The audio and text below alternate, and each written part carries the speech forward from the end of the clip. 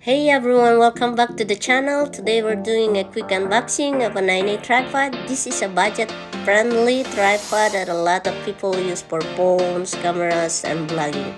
So let's open it up and see what you actually get. Let's go ahead and open this up. Okay, right away everything is packed in a securely, which is always so good. So inside the bags, we get a first tripod itself, nicely wrapped. There's a carrying bag which is great for travel. We also have a tripod head already attached. And here's the quick release plate, and finally the user manual.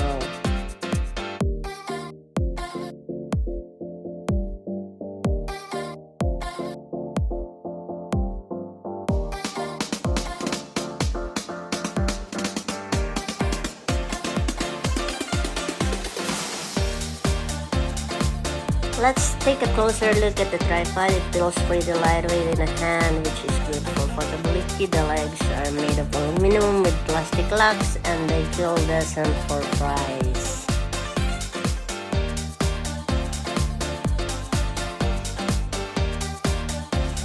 I'll extend the legs here. The lock open and close smoothly, and the legs extend fit.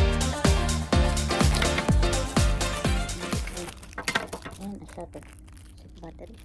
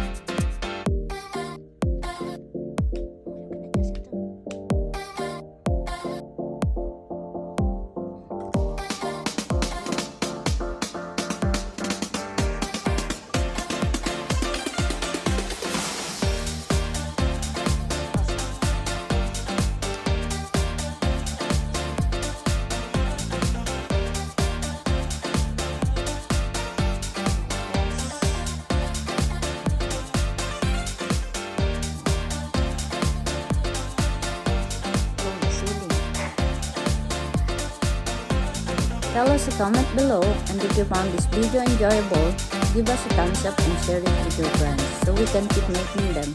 For more videos like this, hit subscribe button and remember to click on the notification bell. Also be sure to check other videos as well. Thanks for watching everyone. God bless.